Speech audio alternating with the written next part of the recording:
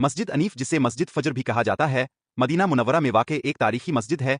ये मस्जिद ग़ज़वा खंदक के मौका पर बनाई गई 7 मसाजिद के मजमूए में शामिल है। इसका ताल्लुक इस्लामी तारीख़ के अहम वाक़यात से है। अहम मालूमात। 1. तारीखी पस मंज़र। ये मस्जिद इस मकाम पर तामीर की गई जहाँ नबी करीम ने ग़ज़वा खंदक के दौरान फजर की नमाज अदा की थी।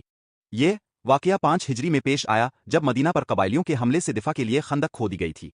2. नाम की वजह। मस्जिद फजर की नमाज की मुनासबत से ये नाम मशहूर है।